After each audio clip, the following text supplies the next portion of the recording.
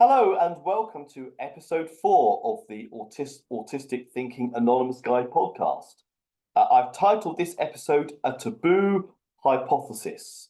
And I came up with that phrase just the other day because if I ever want to talk about this issue with somebody, but I'm not sure if they're really up for this type of conversation, I can always start off by saying, right, I've got a bit of a taboo hypothesis.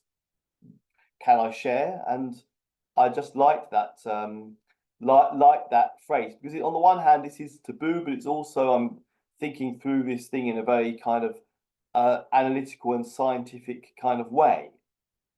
So if you're anything like me, you will have times when when you're thinking about something, you've got a thought, an idea, a question, a theory, a hypothesis. And it could well be something that you're a dilemma, a decision you've got to make, a problem you've got to solve, something you want to change in your life, but you're not really sure how to go about doing it. And also, you don't really know how to even explain to yourself what it is you're trying to do, what it is you're thinking about, what your question is. Um, I get this a lot, and I can spend some considerable time wandering around a park because that's what I do. When I'm thinking about stuff, I like to go outside, move about, wander around, and talk to myself about the whatever issue is in my head, and I can find myself going round in circles for quite a while. But then at some point, at some random stage, it just clicks. I get it. I get the question. I can now define my question or my hypothesis or my theory. I can present it in a nutshell. And this is what's happened to me recently. There's been something I've been thinking about for a while, which I've alluded to in the previous episodes of this podcast, and just recently I've just managed to basically summarize my real question. So my to start with, my kind of long-winded way of putting this would be to say, would be to ask if you cannot get into a relationship, you can't find a woman who's willing to date you, they've all got other options and they're choosing someone else over you, and the odds are stacked against you, all that, and you want to have a sex life, just like a woman is able just to seems to have no problem having a sex life if she wants. How can you get it as a man? How can a man obtain that? How would you find somebody who, whilst may not wanting to be in a relationship with you, would be willing to do something sexual with you, at least on an occasional basis? That's my long-winded question, and I've spoken to a number of people about this, both men and women, and one of the suggestions I get is, well, go on to a particular dating app, go on to the Swingers app, that sort of thing. And I think to myself, well, apps web online is not going to work, because anywhere online that's to do with dating or sex, you're going to find far more men than women on that platform. And chances are my profile will be invisible. I'll be just uh, talking to a brick wall. So that's not going to work. Just because I'm looking for casual sex, it's not going to be easier to find that than going onto a more conventional dating app. So I think, well, that's not going to work. So therefore, I've been scrambling without excluding all the online stuff. How could I offline find somebody to a potential friends with benefits type situation? How could I find such an individual offline? You can't exactly go into a pub and ask a woman that you're attracted to, would you like to be friends with benefits with me? I mean, you might get a slap if you did that. And then I was kind of thinking what I could do, and then finally it hit me. I nailed it. My question in the most clear, succinct form is this: how feasible would it be to find a matchmaker who will look to find a woman who is willing to do something sexual with you? So they're not trying to match you up for dating or potential long-term relationships, but they're specifically trying to find a woman who will be willing to do something sexual with you.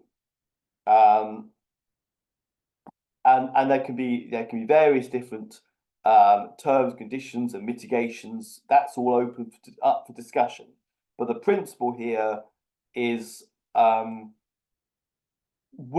feasible would it be to find someone who could be a matchmaker and match you up with somebody with a woman who wants to do something sexual with you. And that's the crux of it. And I felt great when that clicked in my mind, because now I've got, at least I know now, I can now define the question. I can now define the hypothesis that I'm thinking about. And the next stage obviously is to talk to people about it and see if anyone knows anybody who may be able to help. So that's the taboo hypothesis.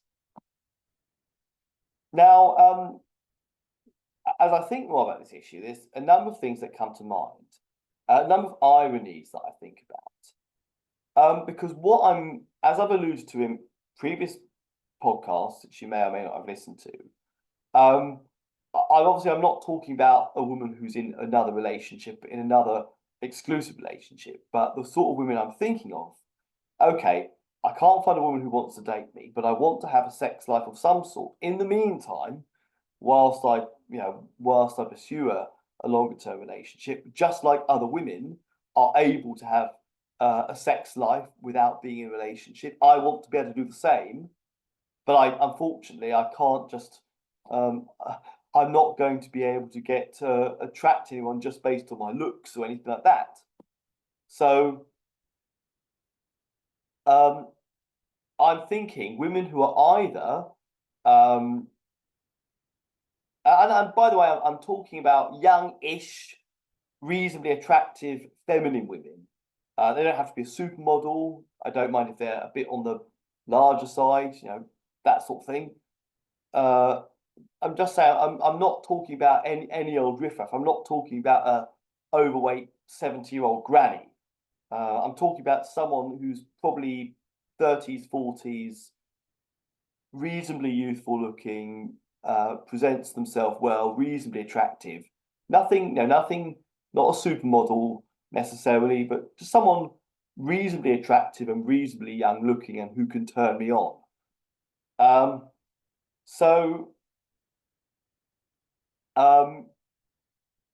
Yeah, where am I going with this?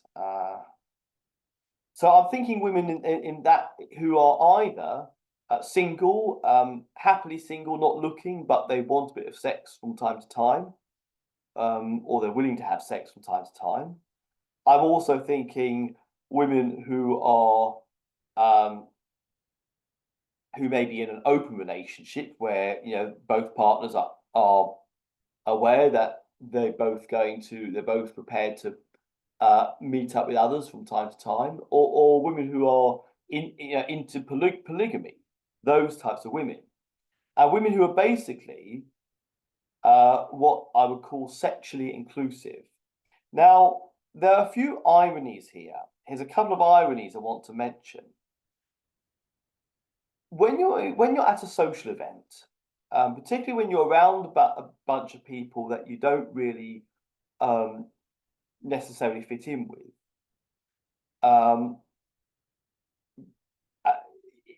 very often it will be the women. When you're with a bunch of people, it could be, say, a works event, a works party, when you're a bit of the outside, you don't really gel with your work colleagues, you don't really vibe with them. It will normally be the people who will try and include you and trying to reach out to you and try and include you in that context will most likely very often will be the women. They'll be the ones that will see that you're sitting on your own, you're not really joining in, and they'll just include you in the conversation. And women are very, very useful in that. And it's something I always appreciate women for doing. Women can be very socially inclusive by looking out for those who are on their own, whether they are male or female. And the other thing is that when you go to, if you ever go to a dancing event, so it could be ballroom or salsa dancing, that sort of thing, partner dancing, and it's for obviously people who know how to dance a little bit, and it's where you're constantly swapping partners and dancing kind of with anyone during the social. You can go to an event and you can not be the best dancer or the best looking or the best anything. You can just be a guy who's a little bit shy, a little bit shy, not a brilliant dancer, but you present yourself well, you're polite, you're respectful, and you'll get a chance to dance with people. You can ask women to dance, and they'll say yes. They may well even ask you to dance, and you know that you are guaranteed to find people to dance with you, even if you are not like the alpha male or the most sought after dancer. You will find women will be quite happy. They might not, you might not be the individual they want to dance the most. There might be other people that they really prefer, they enjoy dancing in particular, but they're happy. They give you the courtesy of giving you 3 or 4 minutes or however long the song lasts of their time of the evening to give you a dance. So these are two ironies. So you would have thought that women who enjoy sex, because when women in general are, present themselves with a much more sexual vibe than men, so they obviously do. You would have thought that women who enjoy sex and are not in a committed relationship would at least be willing to have sex, include men who they might perceive as a bit weak, a bit wimpy, and a bit of a loser. They don't necessarily look up to. At least so long as that man is, he's kind of polite and respectful and is presenting himself well physically. I understand if a woman didn't want to have sex, if I was talking about a man who was, for instance, in really bad physical condition. I mean, clearly hadn't looked after himself, grossly overweight, really saggy skin, poor hygiene, unkempt beard, dishevelled old clothes, that kind of picture. I imagine that if you were an escort, so it's daunting, but you'd be a little bit nervous if that sort of guy's going to be the one knocking at your door. Anyway, I'm not talking about being willing to have sex with anyone. I mean, surely that individual's got to be respectful and got to at least present himself, when he's meeting up with you, look good, make an effort to dress well, dress reasonably well, be clean and smart and all that sort of thing, and polite and courteous. So yeah. But so you'd have thought that, but it seems you would have thought that if women are going to be socially inclusive, and if they enjoy sex, and they'd be willing to be sexually inclusive. After all, I mean, they're not committing themselves to you. You're not saying that I'm the only person you're going to have sex with. You're not marrying them.